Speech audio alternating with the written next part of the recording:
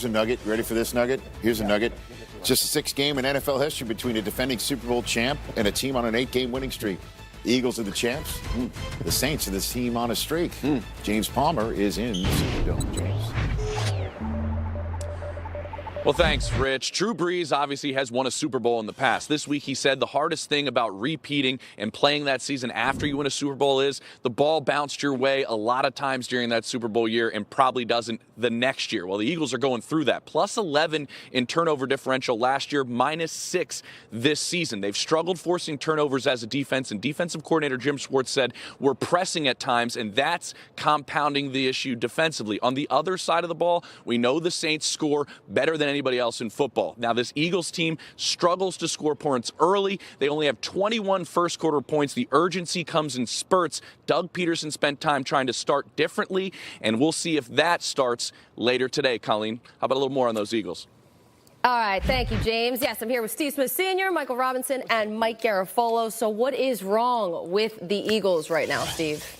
Well, we're going to Jeezy. Okay, I'll take it. Might as We well. can go to Jeezy. We're talking about starting fast. They haven't started fast. So I've been focusing on the offense. 15 points a game in the first half with Carson Wentz last year, only 8.9. But they also have to start fast on defense, and they've got to dictate things. We just ran this graphic a little bit ago. Bring it up for those that missed it, because I want to see this one more time here. It's a good one. It's about dictating things on first down and getting the team to be backed up and face second and longs and third and longs, because that's what creates turnovers. I was talking to Fletcher Cox about that. He says we haven't been backing teams up like we did with tackles for loss or tackles for no gain on first down. So it's kind of on that front to start making that happen. The problem is Saints are really good at getting themselves in manageable situations because the ball comes out quickly, and if there's nothing available down the field, you can check it down to the running backs and they can get you some yardage. Yeah, they can get you some yardage. I'm going to go on the Philadelphia Eagles offensive side of the football. They're having issues in the red zone, guys.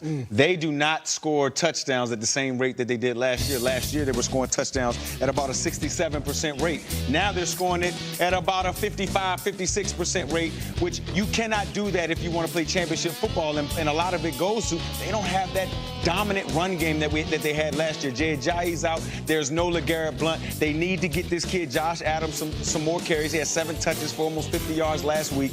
Get him the ball a little bit more. The play action will open up, and you can start to score touchdowns and not field goals, Steve. Well, going on Mike Jeezy's diagram, I love it because what it does is when you're playing the New Orleans Saints, you have to be able to be defensively disciplined. And if you're not, that's what leads to big plays. The secondary is struggling, the offense is struggling. That's because the cohesiveness of this championship Philadelphia Eagles team is left in the past. It's a new year, and they have new issues that they need to get over, and it's offensively and defensively. Yeah, they're missing a lot of guys in their secondary, and they have to deal with Drew